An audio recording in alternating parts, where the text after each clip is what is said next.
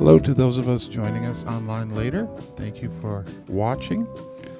Like and share. Today we have a wonderful guest speaker, Sue Briggs.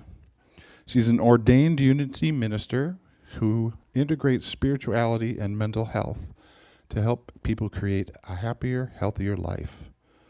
Her message is rooted in the belief that when we heal ourselves, we heal the world.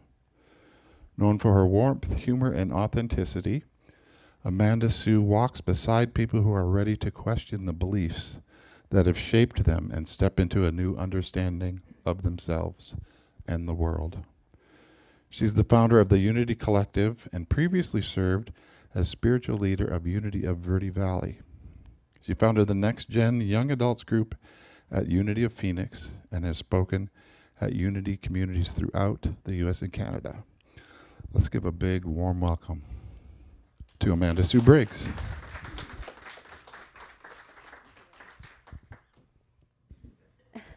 Good morning. So nice to be here with you all. Thank you so much for having me.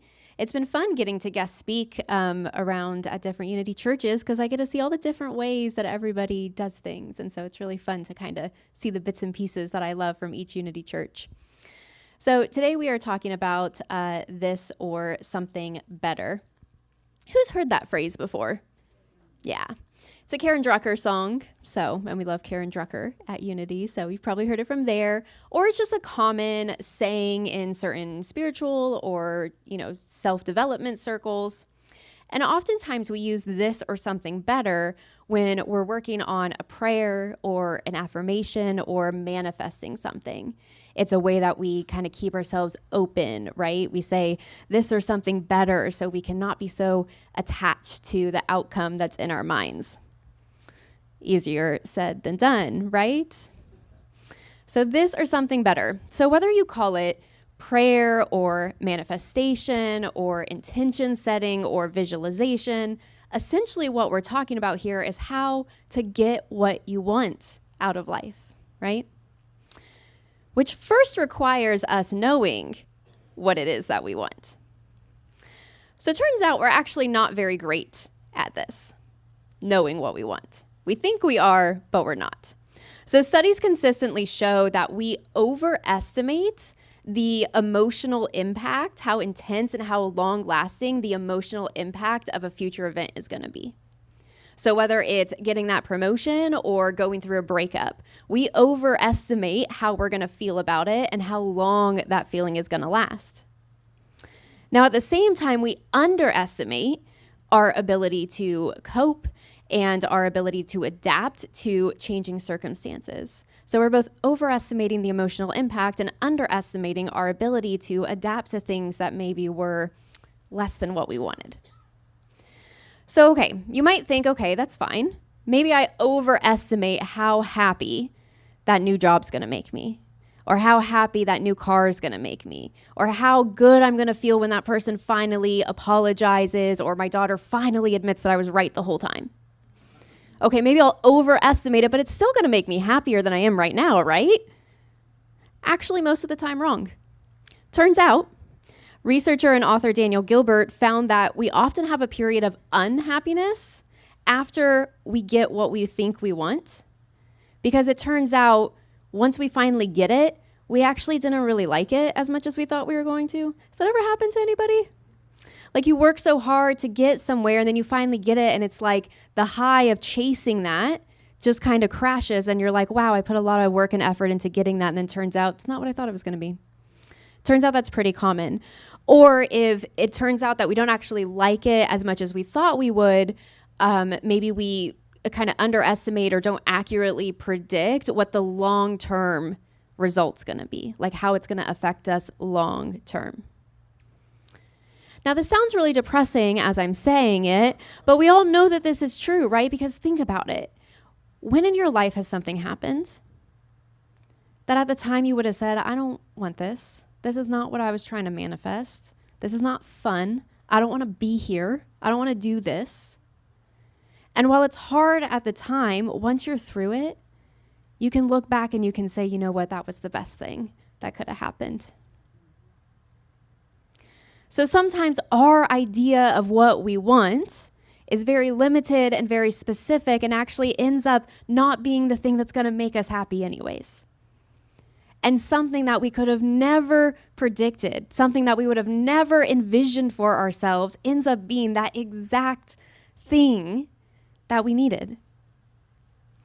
Okay, so let's talk about, from a spiritual perspective, what's going on here and what we can do about this.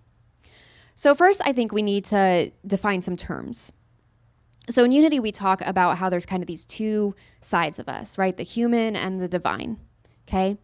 So there's a lot of different words we can use for the human side of us. In the modern age, we usually say ego is what we use for that. And we don't mean ego as in like being full of yourself. Ego is just the term we use for like the human side of ourselves. It's also sometimes called like the false self or the relative self, the relative identity, the human side of us, right? So when we say ego or the human self, the false self, this is the part of us that is developed and influenced by our upbringing, our culture, by the society around us. This is the part of us that gets wounded, that kind of snaps at people sometimes, that wants to protect itself, right? Our ego is who we think we are. The ego believes itself to be separate from everybody else. The ego doesn't know oneness, right? The ego believes itself to be separate, and therefore it's the center of the universe and would like to be better than everybody else at the same time. Thank you very much. And the ego also desires control and predictability, safety. See, the ego is the part of you that says, no, I'm not going to reach for that big, scary thing, even though I'm really feeling called to it, because I would rather things just stay the same. I'd rather not take the risk. That's our ego side. Then there's the other side, the divine side, the true self. Charles Fillmore, anybody a fan of the original Unity stuff? Okay, so Charles Fillmore, I know he's hard to read sometimes, but just so you know, in case you want to read him, Charles Fillmore would call the ego personality or sense consciousness. And then the true self, the divine self, that Christ light, he would call individuality or Christ consciousness. So this true self, unlike the ego, it's not shaped by the external circumstances. The true self is what we're talking about when we say, like Eric Butterworth, that life happens in, out. That as we are within, so we see without. So it's not shaped by what's going on out there. Our true self knows the truth of oneness. It knows that God, source, spirit is the center, not whatever concept I have of me. It knows that connection, and so rather than being trapped in this illusion of separation, the true self says, well, there's no need for me to feel better than, or superior than, or separate from. There's no need for me to protect myself because nothing and no one can harm me. So you can start to imagine that from the perspective of our true self, that's a lot different than the perspective of our ego or our false self, yeah? You're kind of seeing with different eyes when you're looking with the true self. Now, I want to be clear that there's nothing wrong with our ego, with our false self, with our relative self. If we didn't have an ego, we would not be able to function as humans. We are fully divine and fully human, and we need both. And so both are necessary for functioning in this world. The only issue with the ego is that it's not the truth of who we are, but we think it is. That's really the only issue. So both our false self and our true self are operating within us. And I think our spiritual path is really more about trying to align with that true self, right? Would you agree with that? Yeah. So when I say I'm trying to align with my true self, I'm trying to act from that true self. I'm saying I'm trying to come from faith rather than fear, right? I'm trying to come from a consciousness of abundance rather than lack. I want to work on radical acceptance rather than judgment and thinking that I know everything and I'm right. Anyone else struggle with that one? Just me? Okay. You know, my true self, when I come from that, I am leading with forgiveness instead of holding grudges, bringing people closer instead of pushing them away. Yeah, that's what we're trying to do. So we also know, well, you know now because I just told you, that the ego isn't real great at making us happy either. It's not great at predicting what's going to make us happy. It's not good at leading us to spiritual fulfillment. It's not good at filling that thing within us that is calling us to something. It doesn't give us inner peace. That's not the ego's job. The ego's job is to protect this physical body and make me feel good about myself. That's it. So chasing the desires of our human self, we already know, it never actually leads to happiness in the long run, does it? How many of you have thought that you wanted something and you went after it and then you realized, yeah, that's not really what I was after? Yeah.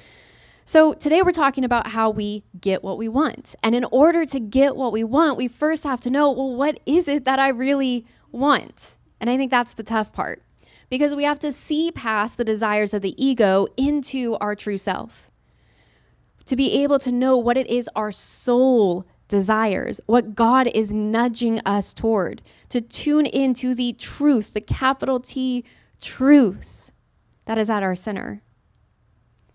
That so often we can't hear because it's covered up with all that other noise of what society says and what my mom wants me to do and what my husband expects and what I think I should want, right? So here's a tip. When we're trying to look for what is my true self calling me towards, what do I really want? It is never going to be about that situation. It's never going to be about an external circumstance. It's never going to be about appearances.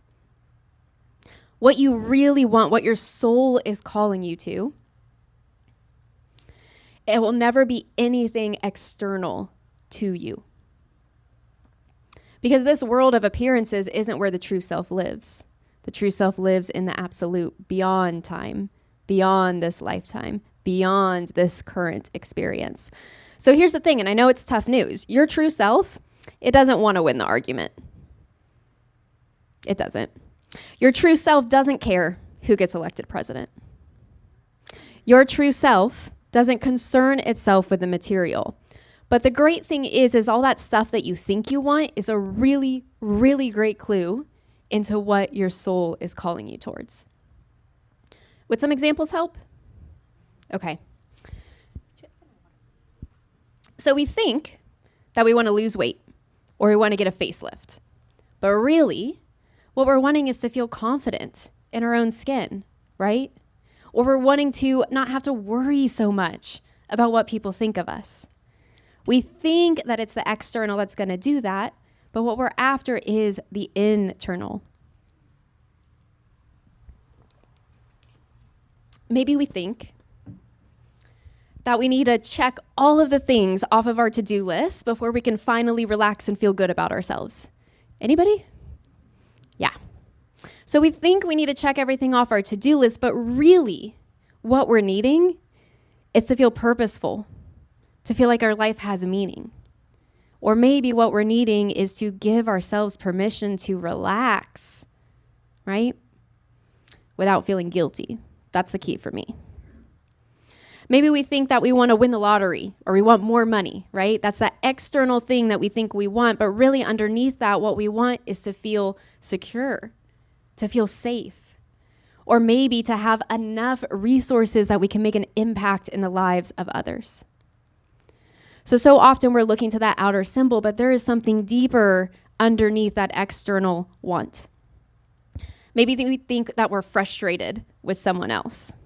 My husband's going to laugh because this is me with him all the time. We think we're frustrated with someone else and we want them to change what they're doing.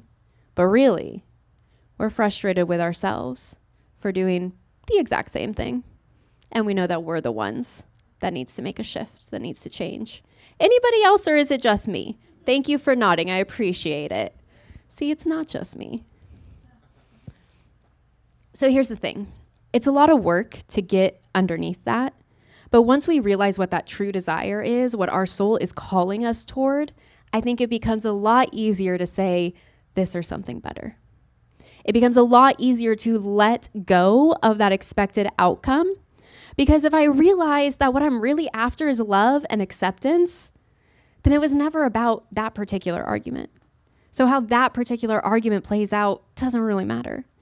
It's about that inner feeling. If I realize that what I really want is to just feel safe, then it was never about the diagnosis. right? Carl Jung, famous psychologist, we're a big fan of him in Unity. He says, until you make the unconscious conscious, it will direct your life and you will call it fate. Until you make the unconscious conscious, it will direct your life and you will call it fate. Anybody ever have a situation keep showing up in your life again and again and again, and you're like, dang it, why does this keep happening to me? And then you have that moment where you're like, oh, shoot, it's me. I'm bringing this about because there is something that I need to learn here. I keep putting myself into the same situation, completely blind to it, until finally the unconscious becomes conscious. The light bulb goes off. That inspiration strikes. Until I realize what it is my true self is really after, what my soul is calling me toward, the invitation that God is showing me, until I realize what that is, I'm going to keep repeating the same cycle. I'm going to keep finding myself in the same circumstance, having the same arguments, dating the same people, struggling with the same issues. Because we're never satisfying that deeper desire, right? It's like taking medicine after medicine after medicine to mask all the symptoms and never treating the root cause. Until we meet that inner soul level desire, we'll never be free of whatever external circumstance it is that we're complaining about, that we want to change, that we want to fix. But we try to do it the other way around, right? Of course we do. We think if I can just fix what's going on here, if I can just fix this, then I'll be okay. I mean, how often do you catch yourself saying, well, things would be better if fill in the blank. If only they would just, I'll be happy when, or if I could just have this or something better, then I'd be okay. Anybody ever use it like that? This or something better, but not something worse. Notice what we're saying there. It seems like we have a little bit of an attachment, maybe. So I think that brings us to the other key point in getting what we want, which is giving it up. It's so funny. I love the prayer St. Francis. Was not expecting to hear that today. And it's a really great tie-in because it talks about giving up to get. And that's a paradox and a spiritual principle that you find in almost every teaching, every spiritual tradition, is that there's this paradox of we kind of have to give it away to get it. We have to suffer to get well. We have to surrender to win. We have to die to live, right? So in Unity, giving it up is our power of renunciation or elimination, sometimes called the power of release. Do you guys talk about the 12 powers here? Okay. So just in case anybody's not familiar, the 12 powers are a teaching from Charles Fillmore, the co-founder of Unity, about these internal spiritual faculties that we are all born with and can develop over our lifetimes, and that we can use in harmony with the divine or not in harmony with the divine and get, less desirable outcomes from that. So here's what's really interesting about the power of elimination is it is a power that we actively use, just like our power of imagination, which allows us to envision a great new future, or our power of will, which is how we go after what we want. Those feel very active, right? But the power of release, of elimination, of renunciation, that almost feels more like a not doing than a doing, doesn't it? But it's actually an active power. So we think that like let go, let God, like that's passive, but it's active. Charles Fillmore says we must learn to let go, to give up, to make room for the things that we have prayed for and desired. So letting go, giving up, clearing out, making room, that is the power of renunciation or elimination, or as Charles Fillmore says right after that, to some, you may even call it surrender or sacrifice. Because that's what it feels like sometimes. And we hate that word surrender. I have a talk called Surrender. Nobody shows up for it. So we think surrender is like waving the white flag, right? We're giving up, we're throwing in the towel, but it's not. Surrender is making room. It is cleaning house. It is getting rid of the old to bring in the new.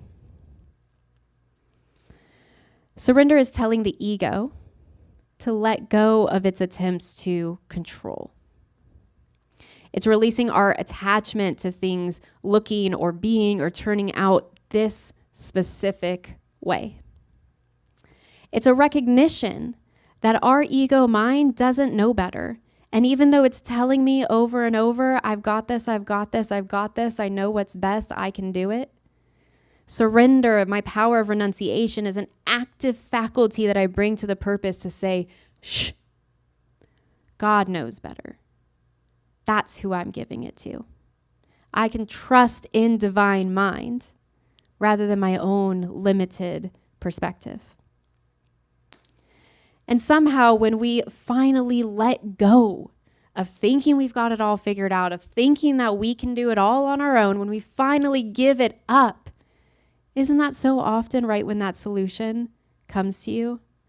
When that answer shows up out of nowhere, when the problem that you worked so hard to solve finally gets solved, when you finally stop trying to do it all on your own, when you release and let go. So saying this or something better isn't just a magic word that we do to put in our DoorDash order with God. This or something better is for us to remind us that we need to turn our focus from the outcome, which we can't control, no matter what your ego wants to say, you can't control it. So we turn our attention and our focus and our energy away from the outcome, and we turn it where it belongs, to the thing that we can control. Which there are exactly 3 things that you can control. Do you know what they are? Your thoughts, your words, and your actions. The only 3 things you have control over. And what's amazing is that those are all you need because they are incredibly powerful.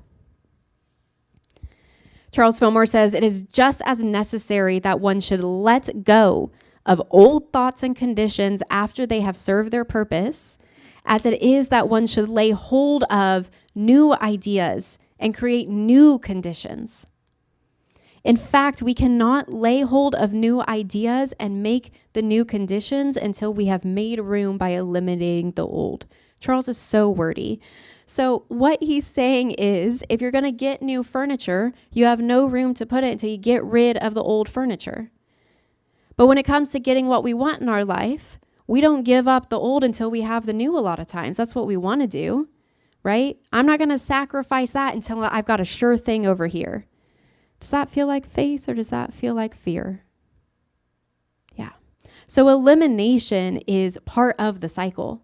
It is a prerequisite. It is a power that is necessary, that letting go. We have to make room by eliminating the old. Those old thoughts, those old beliefs that keep us repeating those same cycles, those same arguments, right? This has been my experience. Maybe it's been yours. Pretty much everything in my life that causes me like frustration, angst that I get, about, or anything that like brings up like, oh, I got to fix that. I got to solve that. Or like, I don't want to deal with that. I'm going to run away from that, ignore that. All of that stuff. There always seems to be like some story or some thought or some belief underneath that like I'm latched onto that's making me frustrated, right? Because it's never about the situation. It's what we learn in Unity. It's from within out. So it's not about the situation. It's about the story I'm telling about the situation. Did you all know that for a long time, we assumed that the fastest the human body could run a mile was 4 minutes? Like we just thought somebody beat that record. They ran the mile in 4 minutes and 1 second. That's it. The human body cannot go any faster. And so for a decade, nobody ran any faster than 4 minutes, 1 second because it was impossible. There were still runners. There were still competitions. People were still winning medals, but nobody ran faster than that record. Until one day, somebody did. They broke that 4-minute barrier. And then do you know how long? So for a decade, nobody beat it. Then somebody beat it. You know how long he got to hold on to his record for? About a month. And then someone else broke it. And then someone else broke it. And then someone else broke it. It wasn't a physical barrier. It was a psychological one. And how often do we set those own barriers in our life, right? How often do we have something in our mind that keeps us from what's next because we just refuse to stop believing it? We all have these beliefs, these thoughts, these stories that keep us stuck in the same place. You ever rehearse an argument in your head before you have it? Yeah. Do you ever replay like an embarrassing or a hurtful moment again and again and again, right? And it's just reinforcing that idea of like, oh, I'm such a klutz. Oh, I'm so dumb. Oh, I shouldn't have done that, right? We just keep replaying it. You ever had something coming up and so you just start imagining like all the worst things that could happen, right? Or you ever expect to fail at something before you even start? Or do you ever predict what someone's going to say before you even ask the question? I know our teenagers do that. The answer is going to be no. Well, you don't know until you ask. But yeah, it's no. So our minds are powerful. They can limit us or they can expand us. It can keep us stuck in the same situation or it can set us free. That is the power of our minds. So our minds are powerful, but it's up to us to direct its power. It's up to us to choose where we're putting that energy. That's what this or something better is all about, is choosing to not put our energy into the outcome, but into the process. So we can withdraw our energy. We can eliminate, renunciate, renounce that old story, that old belief. Eliminate from my consciousness the idea that my happiness comes from things external. Eliminate from my consciousness the idea that my worth comes from my productivity or what my boss says. Eliminate the idea that there is only so much to go around, that there's not enough for everyone. Get rid of this idea that he'll never come around, she'll never change, it'll never work out. Get rid of that. That's our power of elimination. Let go of the belief that I can't, it's too late, it's not possible, I'm not good enough. That's our cleaning out work. Because when we know what we really want, we can start to see, here's all these ideas, here's all these thoughts, here's all these beliefs that are keeping me from what I really want. Because I know I really want acceptance, but deep down I don't believe I'm worthy of it. So we're eliminating that. And then we invest our energy into what we want to see. We invest our energy into that higher perspective, that spiritual truth, the outcome that we want. I am safe, I am whole, I am worthy just as I am. The spirit of truth within me knows the way, and I trust my guidance. I will never be led astray. We live in an abundant universe, and I always have all that I need. Clear out the old, input the new. Because the truth is, we can't control other people or the outcome. We can't control everything that happens in our life, but we can always control our reaction to it, our interpretation of it, and what we do with it. Our thoughts, our words, and our actions. Do you guys know the easiest way to catch a monkey? You hollow out a coconut, attach the coconut to the ground, put some nice sweet treats inside the coconut, and that's how you catch a monkey. Because they'll put their hands in the coconut, and they'll grab it, and then they try and bring their hand out of the coconut to get it, but the hole is too small. They can get in, but they can't get out with a clenched fist. And so rather than letting go of what they want to escape, they will stay there with a clenched fist stuck in that coconut until the monkey catcher comes to get them. Yeah. The power of renunciation, of surrender, of letting go is letting go of that sweet treat in the coconut so that you can be free. So it's up to you. Are you going to let your monkey mind, because we all have one, are you going to let the monkey mind of your ego dig in its heels and clench its fists and stay stuck in the same place forever and ever and ever? Or are you going to release, to let go? Are you ready to just let it go, and by doing so, make room for something better? Saying this or something better is saying I can desire something without worshiping it.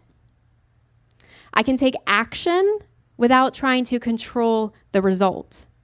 I can want something without requiring it for my happiness or my peace of mind. I can grieve what doesn't happen while still staying open to what this thing is showing me. I trust the Spirit within me to guide my next right step. I remain open to a form of good that I haven't even imagined yet. This or something better. So what is it that you want? Dennis did a great job having us bring to mind something earlier. So go ahead and bring that same thing to mind. Don't question it. Don't doubt it. Oh, wait, is this ego? Set all that aside right now. And if you're comfortable, you can lower your gaze or close your eyes. And let's just take a moment. Bring to mind, what do I want? What is the situation that I keep finding myself in and complaining about? And what do I want it to be instead?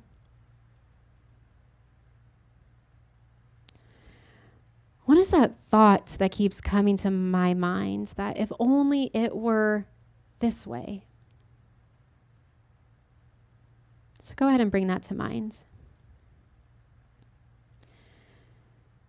And now I want you to place your hand on your heart. And I want you to ask yourself this question. Now, what is it that I really want?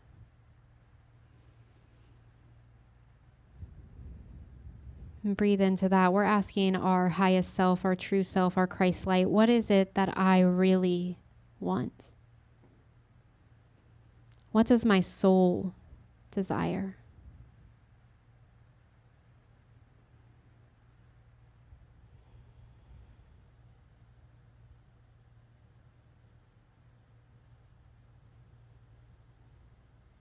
No need to question whatever answer pops into your mind. Just trust it. And then ask, what story, what thought, what belief do I need to let go of to make room for what my soul wants? Breathe into that.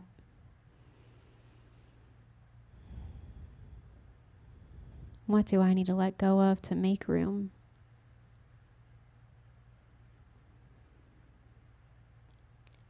And then that last question to ask your highest self is, where do I want to invest my energy? What thoughts, what words, what actions am I going to pour my energy and the power of my mind into? Take a moment to just think of two things. Two things you want to give your energy and the power of your mind to. Could be super simple. Show up as love. Forgive easily. Smile often. Where are you going to give your energy? Let's take one more deep breath into all of that.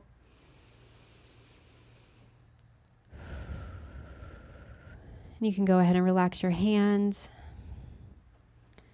And if your eyes aren't already closed, I invite you to close them, and let's close in prayer. Sweet Spirit, Spirit of life, of love, of wisdom, I turn within in this moment and I remember the truth. You are here right now as the peace of my mind, the love in my heart, the wisdom guiding my path. Right now, right here, I release my need to control the outcomes because I know I can't anyways. I let go of the old thoughts, the old stories, and the belief that I must make everything happen.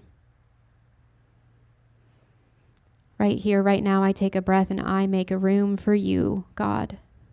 I make room for the mystery and the unknown. I make room for the good that is already unfolding, even if my human eyes cannot yet see it. I claim clarity, courage, and trust. I choose thoughts that bless, words that heal, and actions that align with my highest good. I listen for my next right step, and I follow it with confidence. this or something better. This good or a form of good I have not yet imagined. I know that I am supported, I am guided, and I am open. And I am grateful.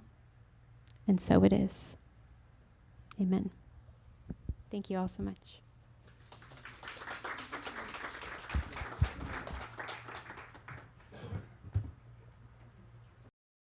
I got the power, you got the power, we got the power.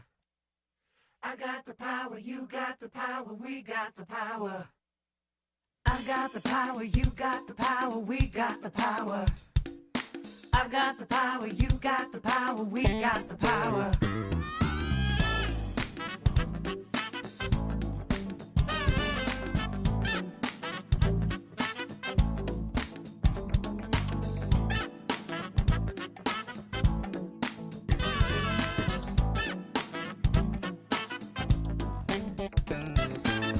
I've got the power to make all my dreams come true. I've got the power, there's nothing I can't do. I've got the power to be anything I want. I've got the power inside of me. I've got the power inside of me. Every day I'm wasting my time thinking that someone else is gonna do it all for me. I've got to get up, get out, get it, just get started. Take one step towards my destiny. I'll define my direction with clear-cut intention. Declare what will be and then watch it come to me. 'Cause I've got the power to make all my dreams come true. I've got the power, there's nothing I can't do. I've got the power to be anything I want. I've got the power inside of me. I've got the power inside of me. There are days when I feel that I'm just no good. Days when I don't even want to try. But when I stop, look and listen and surrender, I hear a voice of truth I cannot deny. And it says, you know you can do it. Just get down to it. Have faith in yourself and the will to see it through. 'Cause I've got the power to make all my dreams come true. I've got the power, there ain't nothing I can't do. I've got the power to be anything I want. I've got the power inside of me. Yeah, I've got the power inside of me. In those times when I feel so frightened and it seems like I just can't go on, I've got to look deep inside, 'cause that's where I find the power, the power, the power inside of me. Yeah, I've got the power deep inside of me. Yeah, I've got the power. I've got it. I've got the power inside. Deep inside of me. I've got it. I've got the power inside. Oh, there's nothing I can't do. 'Cause I got the power, yeah. I've got the power, you got the power, we got the power, yeah, yeah. I got the power, you got the power, we got the power. I got the power, you got the power, we got the power, yeah, yeah. I got the power, you got the power, we got the power. Every single day you just got to say, I got the power, you got the power, we got the power. Power! Talking about power, yeah. I got the power, you got the power, we got the power. Every single day you just got to say, I got the power, you got the power, we got the power. Power! Thank you, Amanda Sue. That was beautiful. Let's give Amanda Sue another hand. Excellent. Thank you so much. All right, say with me. I am a beloved child of God, here to be an ambassador of good.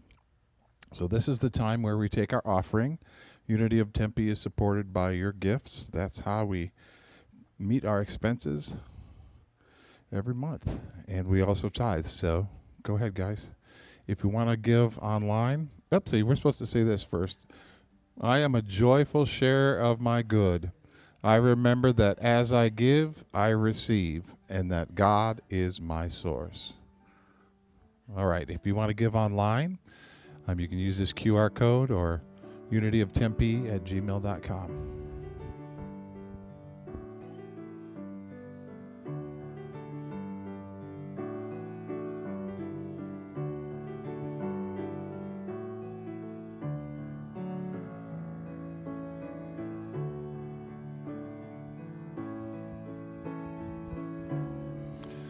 We are so thankful for these gifts that were freely given. We're thankful for each and every soul who's here and the generosity in their heart. And we see them blessed as they give.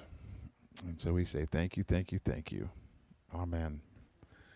Thank you, Josh and Ruth. All right.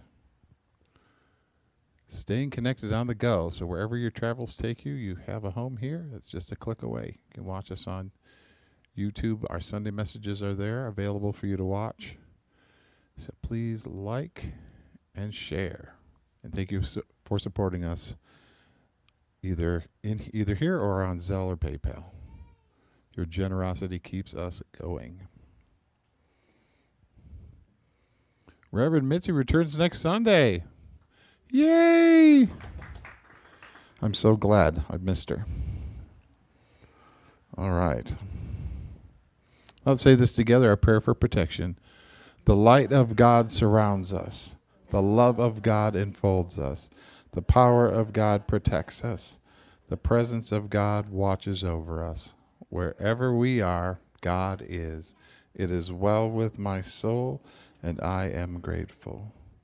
Thank you for watching online. We hope you can join us soon, because when you're online, you only get the message. If you come here, you get all the other goodies. But thank you for coming.